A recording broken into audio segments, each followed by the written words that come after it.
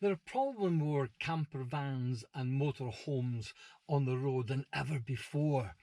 But until now, there's been a real lack of a central point where people can go for information and guidance about using a camper van. But some folk have been working very hard to create a one-stop website that will give people information, guidance, and a lot of good advice about using the camper van. Earlier today, I spoke with one of the founders of Campa. That's the Camping and Motorhome Professional Association, Joe Page. And I started off by asking her, why was there such a need for an organisation like Campa? I think the biggest need is for the centralisation of the information for camper, for people touring the Highlands and Scotland in a camper van or motorhome. At the moment there's lots of really useful information, but it's in leaflets or it's being dotted around. So the Campa website is a fantastic central location for everything to do with motorhome touring in Scotland. Okay, who exactly is Campa aimed at? Is it campervanners and motorhomers, or is it the industry?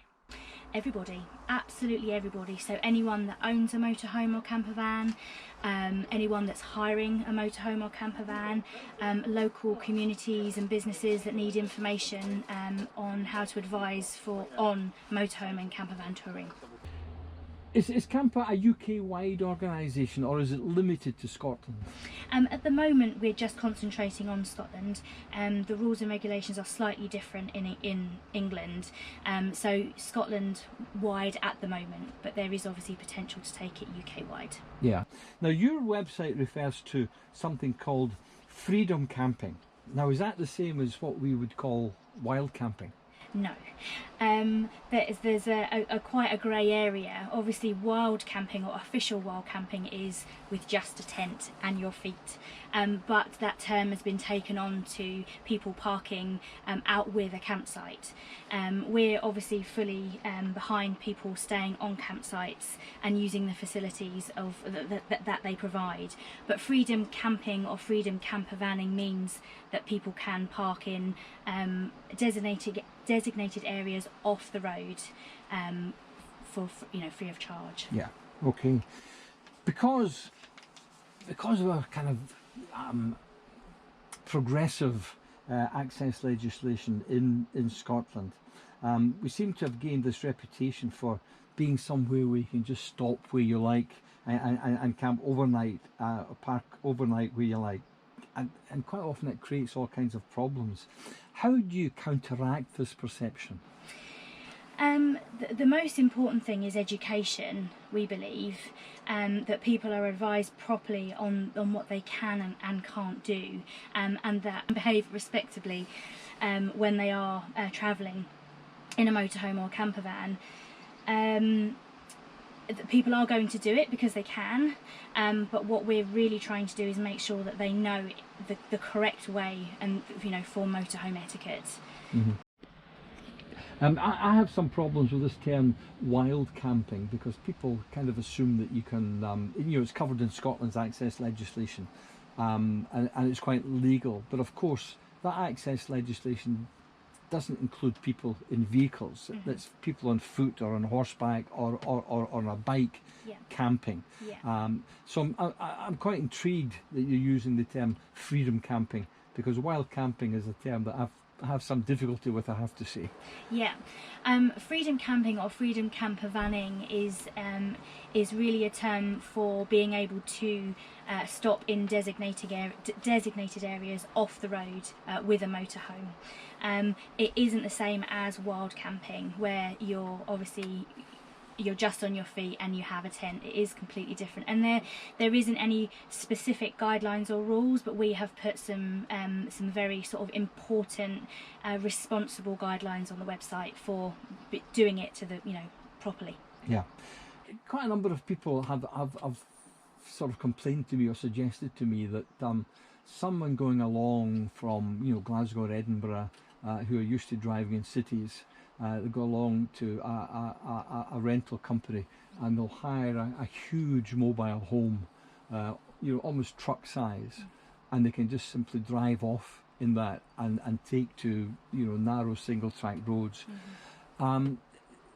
I mean, how do you counteract that? It is a problem. We are starting, or what we are trying to do is to start with a code of conduct. So at the moment there isn't any sort of laws or regulations as to what you can and can't do. Anyone can hire a motorhome.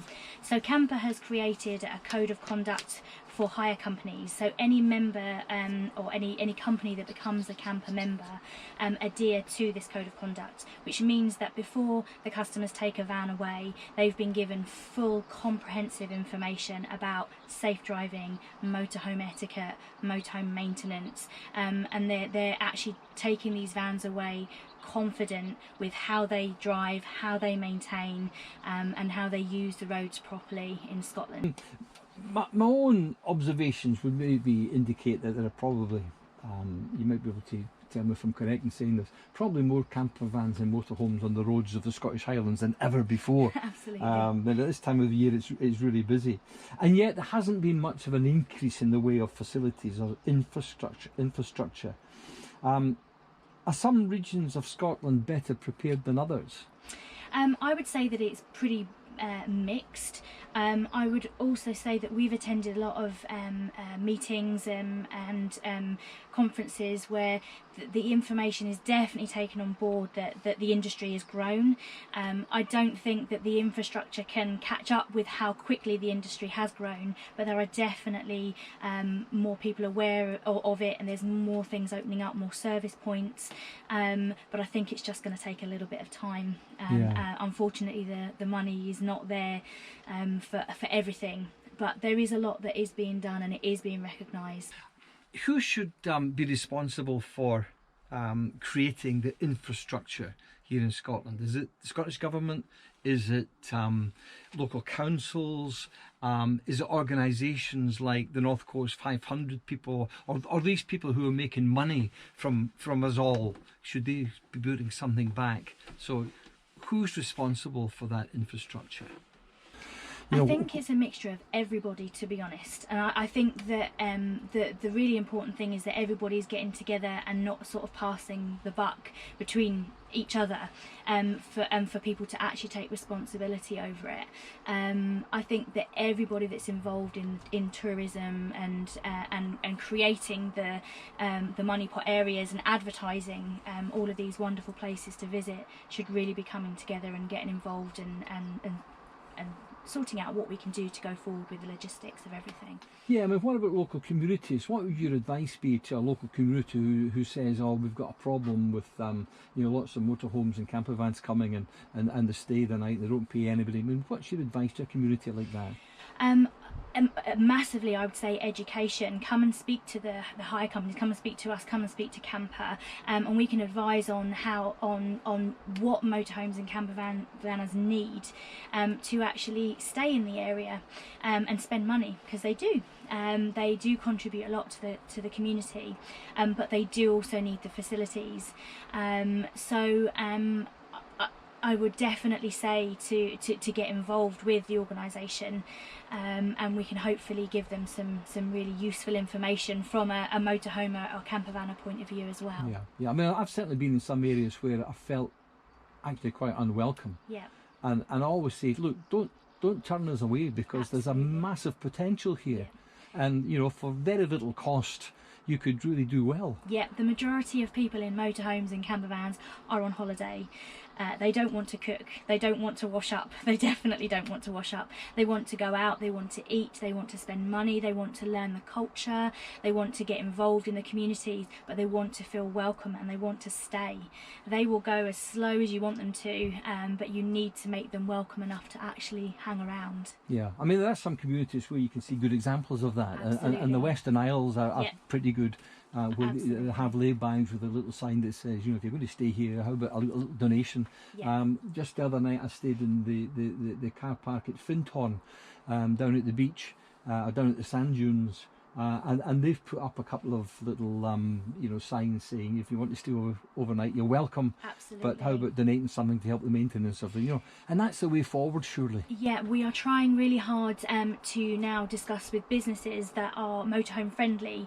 We're going to be putting that on our website as well, a motorhome friendly business section, to say, we're in business, but you can come and park here. We've got these facilities. You can come and eat with us. You can fill up your water. What they provide for motorhome and campervanners, a safe off-the-road space, and they can contribute to the business in that way. So we're looking to do a lot of collaboration. There's so much that can be done. How do you do that, though? I mean, you're Campa. Yes. You and maybe one of your colleagues. I mean, how do you do all this work and run a business at the same time? Networking, speaking to as many people as possible, spreading the word, and just letting them know that there is another side to the story. That although there is huge amounts of motorhomes and campervans coming to tour around, that they're not a bad thing, and to embrace them and to embrace the industry. So anyone at networking events, tourism events, anybody that we come across as a business, other hire companies, will feed into us and tell us, who these businesses are. Online, social media, that's another good option. Campa is pretty new. And you don't have a lot of members yet. How ambitious are you for it?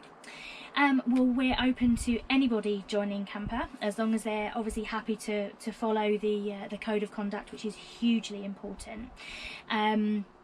We are in our infancy. We have only just released the website, and we just hope that it will be useful for not just hire companies, but general motorhome and campervan users as well.